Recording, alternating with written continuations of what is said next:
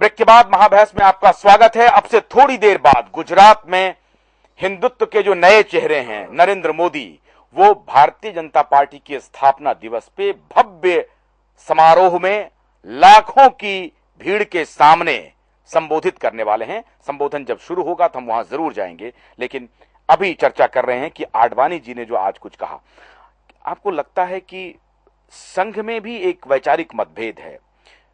संघ चेहरा तो बनाना चाहता है मोदी को, लेकिन मोदी के एरोगेंस को पचाने में दिक्कत हो रही है, जो अंदर खाने बात चल रही है। तो क्या लगता है कि आडवाणी एक सौम्य चेहरे के रूप में अपने आप को पेश करेगा और संघ से उनकी दोस्ती आगे बढ़ेगी? और हिंदुत्व का तो उनका चेहरा है ही। आज उन्होंने कहा है कि हमको अयोध्या पर गर्व है। एक प्रतिक्रिया सुन ले आडवाणी जी ने जो खुद कहा है, फिर हम आपके पास आते हैं। जरा देखिए कि आज आडवाणी जी ने 11 अशोका रोड पे क्या कहा कि हमें अयोध्या की घटना पर गर्व है या अफसोस है। अयोध्या मंदिर और राम मंदिर, उसकी चर्चा के आधार पर ही भारतीय जनता पार्टी ने और भारतीय जनसंघ ने ये स्थान प्राप्त किया है। मैं उनको कहता हूं, हाँ, बराबर किया है, हम इस पर गर्व करते हैं। कमल जी, देखिए, मुझे लगता है जो सिचुएशन डेवलप कर रही है वो बहुत फास्ट डेवलप कर रही है। विजय गोयल का जो बयान है वो एक सोचा समझा बयान है। कोई पॉलिटिशियन इतने बड़े बयान फिसलते हैं ही नहीं, वो जानकर दिए जाते हैं। और वो आडवाणी जी की जो कैंडिडेचर है उसको पुश करने के लिए दिया गया है। अब उनके बयान के बाद दो स्थितियां बनी हैं। एक तो बहुत साफ है, दो खेमे हो गए हैं। एक मोदी जी को पुश कर रहा है और दूसरे खेमे में जो पहले दावेदार थे, जिन्होंने सुषमा, अब वो पीछे हो गए हैं। और वो हम तो मोदी को चैलेंज नहीं कर सकते, मोदी को चैलेंज कर सकते हैं तो आडवाणी कर सकते हैं। तो आडवाणी जी को आगे पुश, मुलायम सिंह जैसे लोग भी आडवाणी जी को पुश कर,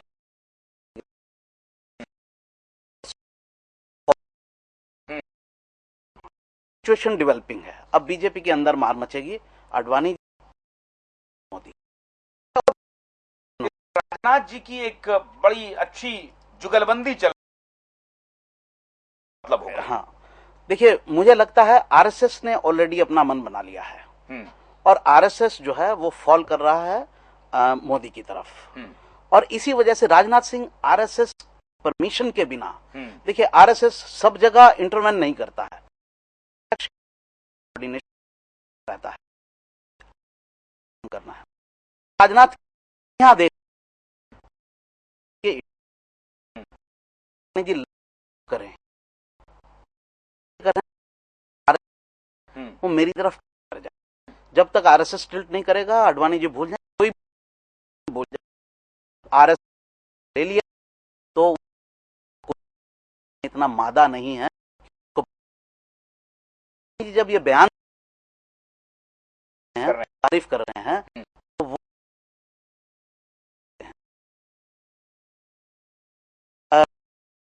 सारे नेता पुश करना, इसको बहुत सारे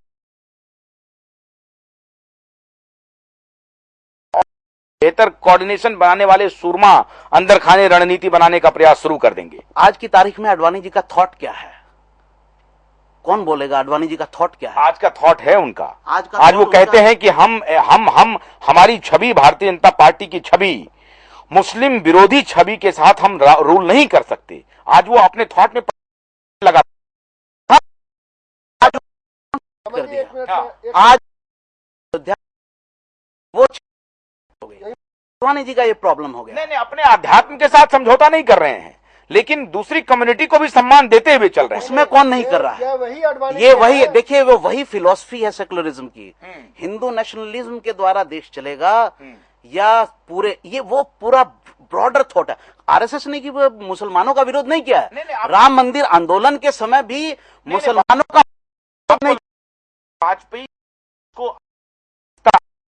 अपने हम लोग समझे उनका एक, क्योंकि वाजपेयी भी कहते थे कि हम भी स्वयंसेवक हैं बहुत बड़े। आशुतोष जी, आडवाणी जी अपने आप को उस जगह लाना चाहते थे जब वो पाकिस्तान में जाकर जिन्ना की तारीफ करते हैं। वो मैं मतलब नहीं है, उसका मतलब भी यही था कि मैं वाजपेयी जी की जगह ले लूं। लेकिन उसमें प्रॉब्लम क्या हुआ? उनकी छवि क्यों गिरी? वो तो हिंदुत्ववादी नेता थे और वो जिन्ना की तारीफ कर रहे हैं। तो जो हिंदुत्ववादी मानसिकता के लोग थे वो उस जो है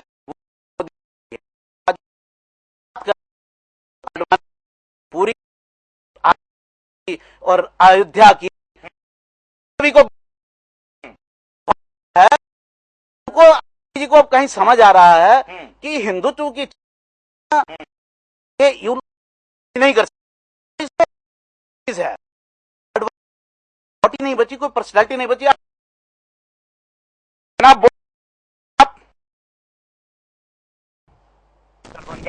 सरैया गांव। हाँ बोलिए जी बोलिए। हम सऊदी अरब से बोल रहे हैं जी सर। बीजेपी में जी एडवाणी और नरेंद्र मोदी के अलावा कोई नेता नहीं है। क्या अटल बिहारी वाजपेयी की तरह और कोई नेता नहीं है उसमें? आपकी क्या राय है? आप इन दोनों को नेता चाहते हैं बनना या किसी और को चाहते हैं? नहीं है इसलिए कि जो हिंदुस्तान का प्रधानमंत्री बन सके, इस भारत का प्रधानमंत्री बनने के लिए अटल बिहारी जैसा प्रधानमंत्री चाहिए।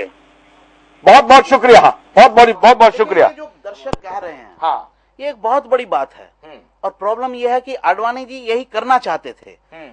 जो मुस्लिम समुदाय है उसको अगर बीजेपी आज भी अगर आपने भाषण को गौर से सुना होगा तो एक जगह आकर के मुंह से रुक गए थे आडवाणी।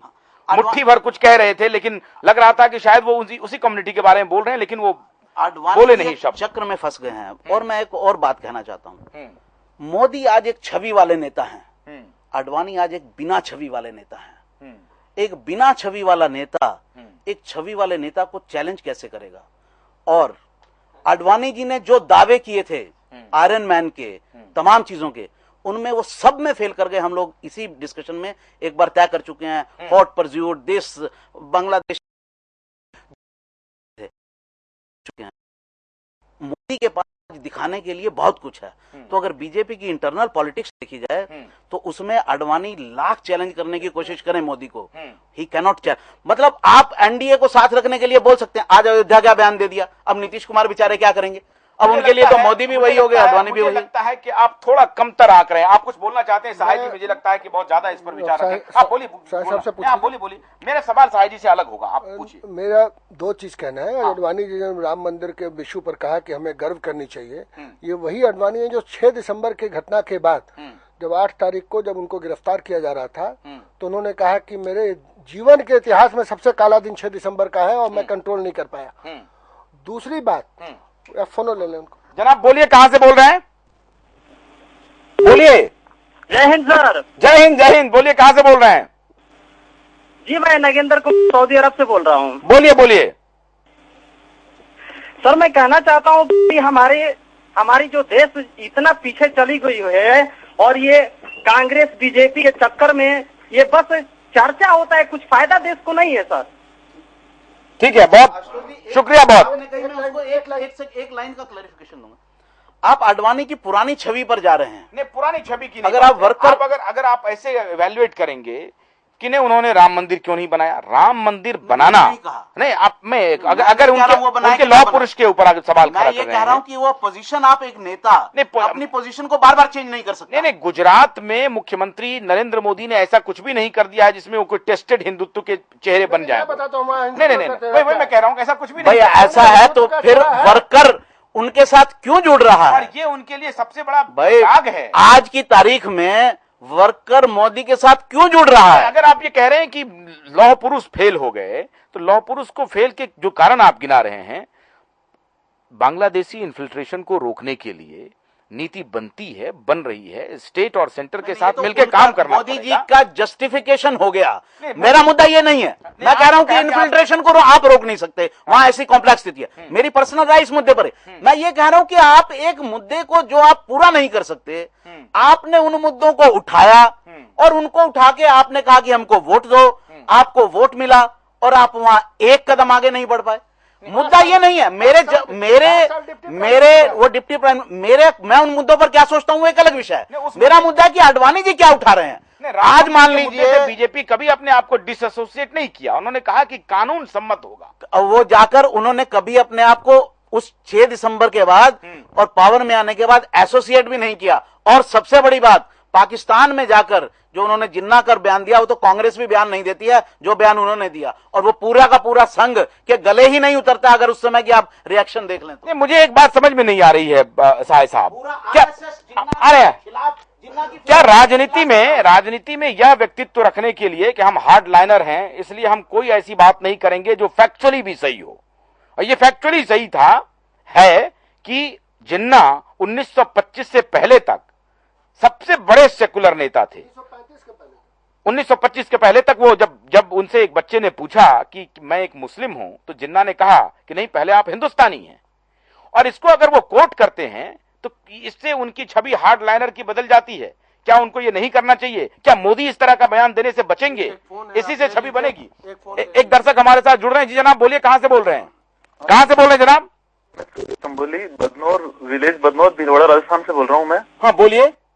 मैं ये कहना चाहता हूँ कि आडवाणी जी को अभी इस पीएम पद के लिए जो प्रोजेक्ट कर रहे हैं ये राष्ट्रीय बीजेपी के नेता जी, तो ये इनकी एक साजिश है कि ये जो मोदी ऊपर क्यों उठ रहा है। जब आडवाणी सत्ता में थे तो न तो इन्होंने कंधार अपहरण कांड में अपनी भूमिका निभाई इन्होंने, और उन्होंने करगिल में फौजें भेज दी, न बांग्लादेशियों का कुछ काम किया, और कोई देश में जम्मू कश्मीर के लिए इन्होंने कोई कुछ भी नहीं किया, एक सिविल कोड के लिए कुछ भी नहीं किया। जब ये सत्ता में थे तब इन्होंने ऐसा कुछ भी करने नहीं बताया, तो इनको पीएम के लिए हम कैसे दावेदार माने? उसी पर चर्चा कर रहे हैं। कमल जी भी वही कह रहे हैं। एक छोटा सा ब्रेक ले रहे हैं, ब्रेक के बाद साय साहब के पास आएंगे कि अगर आडवाणी जी ने ये बात कर दी है कि भाई जिन्ना सेकुलर थे और राम मंदिर बनाना देश के कानून के दायरे में ही बनेगा, 370 की जो उल्लेख हुई थी वो भी कानून सम्मति होगा और आम राय के साथ ही हो सकती है। यहां क्या अगर मोदी को कमान मिलेगा तो मोदी कुछ और लेकर के आ जाएंगे क्या? ब्रेक के बाद लौट रहे हैं, बड़ी बहस अभी जारी है।